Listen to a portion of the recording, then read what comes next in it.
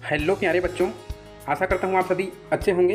प्यारे बच्चों, आज हम इस वीडियो में भाग के जो सवाल होते हैं जिसको हम इसके पहले वीडियो में हल करना सीखे हैं, वो सवाल हमारे सही तरीके से हल हुआ है या नहीं, क्या हमने सही उत्तर निकाल पाया है हल करके या नहीं, इस बात को जांच करना हम आज के इस टॉपिक में सीखेंगे। मतलब हमारा जो उत्तर सही आया है या नहीं, इसको हम जांच करना सीखेंगे। तो आज का हमारा टॉपिक है बच्चों उत्तर की जांच करना। और इसके पहले वीडियो में हम यहाँ पे भाग के सवाल देखे थे, भाग के सवाल हम यहाँ पे हल किए हुए थे और इन सवालों को हल करना मैं आपको सिखाया था इस वीडियो में। यदि आप नहीं देखे हैं तो अभी जो वीडियो देख रहे हैं इस वीडियो के डिस्क्रिप्शन बॉक्स में जाकर देख सकते हैं। अध्याय 2 भाग 16 नंबर के वीडियो लिखा हुआ है, उस लिंक को क्लिक करके आप देख सकते हैं। प्यारे बच्चों, आज का टॉपिक है उत्तर की जाँच करना। तो भाग के जो हम सवाल हल किए हैं उसका जो उत्तर आया है वो सही है या नहीं है, उसका हम जांच करना सीखेंगे। तो चलिए बच्चों,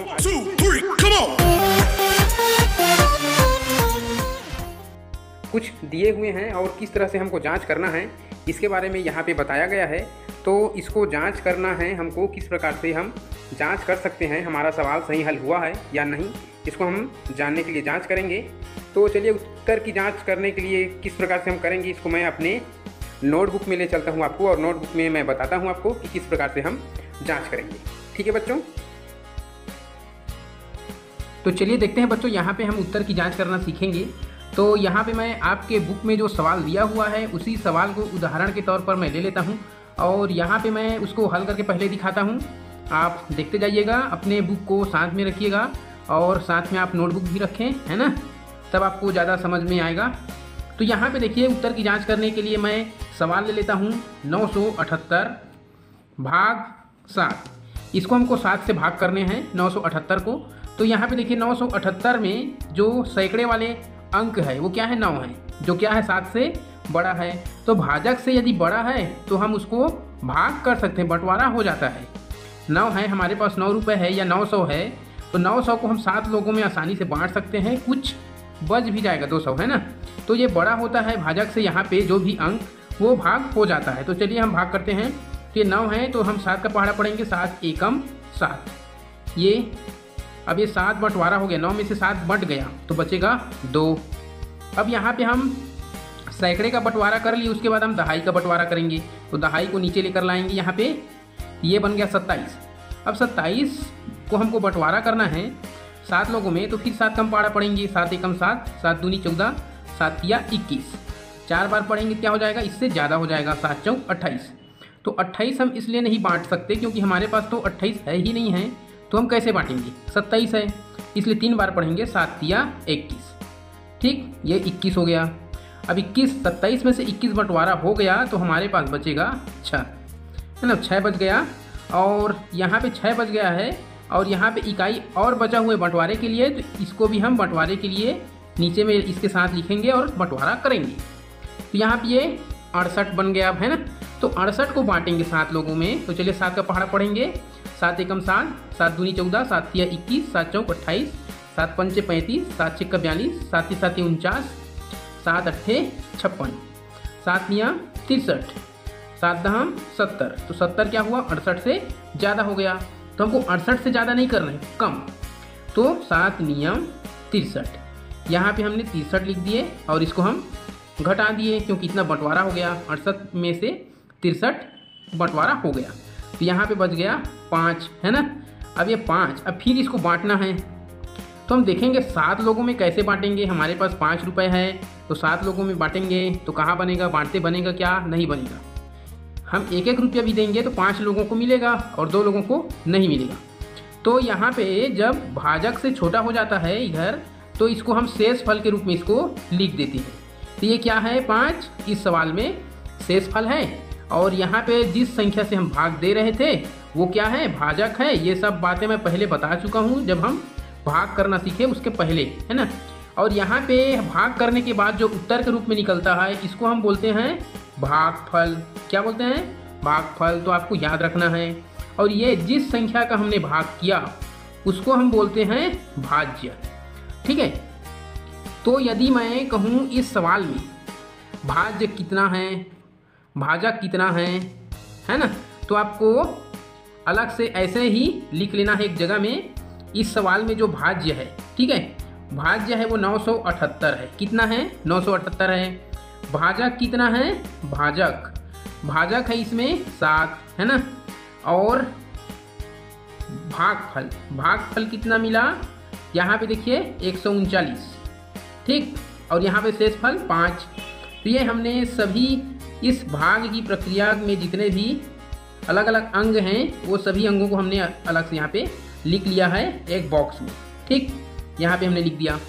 अब यहाँ पे हम देखें कि ये भाजक है और ये भागफल, इसको हम यदि गुणा कर दें, ठीक है, इसको हम यदि गुणा कर दें किसको? भाजक को। ये भाजक है 7 और ये भागफल है भागफल, दोनों को गुणा कर दें, ठीक। तो ये भाजक 7 है, भागफल 139 है, इन दोनों को गुणा कर देना है, ठीक है। तो चलिए बच्चों हम यहाँ पे लिख लिए हैं भाजक और भागफल को, दोनों को हम गुणा करके लिखते हैं, ठीक है। अभी हम क्या कर रहे हैं? अभी तक हमने इसके ऊपर जितना भी किए हैं ये सब क्या है? सवाल हल किए हैं। ये यहाँ पे लिख देता हूँ मैं, ये सभी हल है, ठीक, ऊपर वाला। और यहाँ पे इसके नीचे जो कर रहे हैं ये क्या कर रहे हैं कि हमने सही हल किया है सवाल को या नहीं किया है, उसकी हम जाँच कर रहे हैं। तो यहाँ पे मैं लिख देता हूँ जाँच, ठीक। ये हम उत्तर की जाँच कर रहे हैं। तो जाँच कैसे करना है? देखिए मैं भाजक और भागफल को गुणा कर रहा हूँ। तो गुणा करने के बाद देखिए कितना आता है। पहले 21 करेंगे 7 के साथ, 9 7 63 आता है। तो 63 का हम 3 लिखेंगे और हासिल आएगा 6। फिर 3 का करेंगे, 3 7 21, 21 और 6 27, 27 का 7 हासिल आएगा 2, है ना। फिर 1 का 7 के साथ करेंगे तो 7 एकम 7 होगा और ये 2 9, ठीक। कितना हो गया? 973। अब इसमें भागफल में इसका और इसका हम गुणा किए, भागफल गुणा भाजक, है ना, भाजक गुणा भागफल किए तो हमको मिला 973।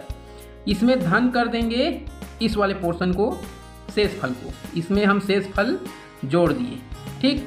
शेषफल को हम जोड़ देते हैं तो शेषफल 5 आया है। तो इसका और इसका भाजक और भागफल का हम गुणा किए 973 मिला, ठीक है। 973 में हम जोड़ देते हैं शेषफल अर्थात 5 को। तो यहाँ मैंने 5 जोड़ दिया और 5 जोड़ दिया तो इसमें कितना मिलता है देखते हैं। 3 और 5 8, 7 का 7, 9 का 9, हमको मिल गया 978।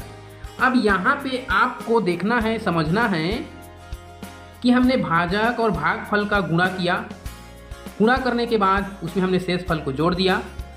जोड़ने के बाद हमारा जो उत्तर है 978 आया, जो इस सवाल में भाज्य के रूप में है 978।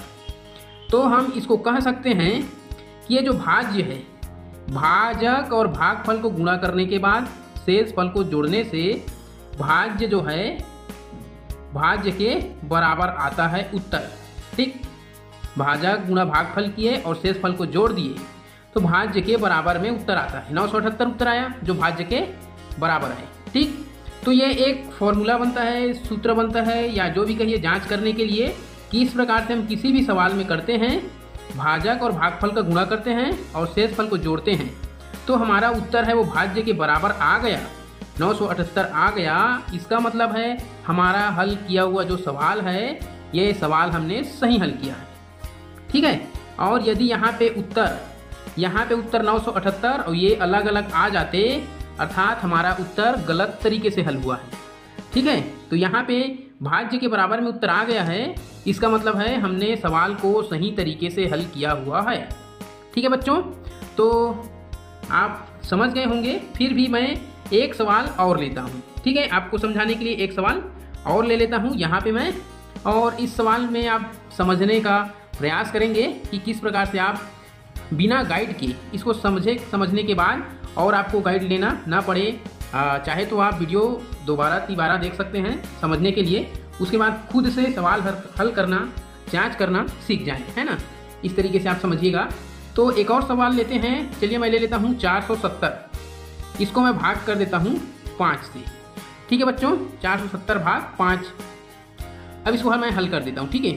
तो ये 5 लोगों में बांटते बनेगा नहीं बनेगा, तो हम ये दोनों अंकों को ले लेते हैं, सैकड़े को भी और दहाई को भी, ठीक। ये 5 से बड़ा हो गया, अब बांटते बनेगा। तो 5 लोगों में बांटना है, चलिए हम बांटना शुरू करते हैं। 5 एकम 5, 5 दूनी 10, 5 तिया 15, 5 चौक 20, 5 पंचे 25, 5 31, 5 7 35, 5 8 40, 5 9 45, 5 10 50। तो 50 हमारे पास है नहीं है ना। तो 9 बार पहाड़ा पढ़ेंगे, 5 9 45। अब 47 में से 45 का बंटवारा हो गया तो कितना बच गया, 2 बच गया। ये 2 बंटवारा अभी नहीं हुआ है ना। और ये इकाई में जो शून्य है इसका भी बंटवारा भी नहीं हुआ है, तो इसको भी हम साथ में लिखेंगे और इसके साथ बंटवारा करेंगे। ये 20 हो गया, 5 लोगों में बांटना है 20 को, तो 5 चौक 20। ठीक है, ये हो गया हमारा सवाल हल। ठीक, यहाँ क्रॉस का निशान भी लगा सकते हैं या हम यहाँ पे 0 भी लिख सकते हैं। ठीक, तो अब इसमें भाग में अलग अलग जो अंग होते हैं उसको क्या क्या बोलते हैं आप जान गए। इसको हम शेषफल बोलते हैं। आपको आना चाहिए कि इसको क्या बोलते हैं। इसको क्या बोलते हैं हम, भागफल बोलते हैं। और इसको क्या बोलते हैं हम, भाजक बोलते हैं। और ये वाली जो पोर्शन है, ये वाली अंग है, इसको हम भाज्य बोलते हैं। ठीक है, तो ये हो गए। अब इसमें देखिए ये जो हम हल कैसे करते हैं, यहाँ पे ऊपर के सवाल में देखा आपने भाजक और भागफल का गुणा करते हैं, तो इसमें भाजक 5 है। ठीक, तो चलिए हम वैसे ही करते हैं। यहाँ पे 5, भागफल कितने 94 का गुणा कर देते हैं। ठीक, कितना उत्तर आएगा देखते हैं। उसके बाद क्या है, धन करके शेषफल है, यहाँ भी कर देते हैं धन शेषफल। ठीक है, और शेषफल में क्या है, 0 है, अर्थात यहाँ पे 0 रहेगा। ठीक, तो इसमें हम जोड़ते हैं, चलिए गुणा करते हैं। तो ये 9 का 4 इकाई 4 है, तो इकाई से हम शुरू करेंगे। 4 पंचे 20, 20 का 0 हासिल आएगा 2। फिर 9 का करेंगे, 9 पंचे 45 और 2 47। ठीक, जोड़ देंगे शेषफल, 0 आया है तो हम यहाँ पे 0 जोड़ देंगे और जोड़ेंगे तो हमको 470 ही मिलेगा। तो क्या हमारा ये उत्तर भाज्य के बराबर मिला है, बराबर भाज्य है। तो यदि बराबर है भाज्य के तो हमारा हल किया हुआ उत्तर सही है। भाज्य इसमें 470 है और हमारा उत्तर भी 470 है, अर्थात ये बराबर है। तो जब भाजक गुणा भागफल धन शेषफल बराबर हो भाज्य की, तो हमारा हल किया हुआ सवाल सही है, अर्थात हमने इस सवाल को सही हल किया है। तो आशा करता हूँ बच्चों आप समझ गए होंगे कि किसी भी सवाल जो हम हल किए हैं वो सही हल किए हैं या नहीं, उसको आप आसानी से जांच कर पाएंगे। तो चलिए बच्चों हम फिर से अपने बुक की ओर चलते हैं। तो अब आप जान गए होंगे बच्चों कि हम जो सवाल हल करते हैं वो सवाल हमारा सही है, उत्तर सही आया या नहीं आया, इसको जांच करना आप सीख गए होंगे। तो ये जांच हम किस प्रकार करेंगे उसके लिए यहाँ पे ये फॉर्मूला को भी दिया गया है। इस फॉर्मूले के आधार पर हमने अभी जांच करना सीखा है। ठीक है बच्चों, तो आशा करता हूँ आप जांच करना सीख गए हैं। आप खुद से एक जांच करके देखिए। मैं आपको एक सवाल दे रहा हूँ, 375 भाग 5। इस सवाल को आप खुद से हल करिए और उत्तर को जांच करके देखिए कि आपने सही हल कर पाया या नहीं। ठीक है बच्चों, तो आज के लिए बस इतना ही। आप वीडियो से बने रहे, इसके लिए आपको थैंक यू सो मच।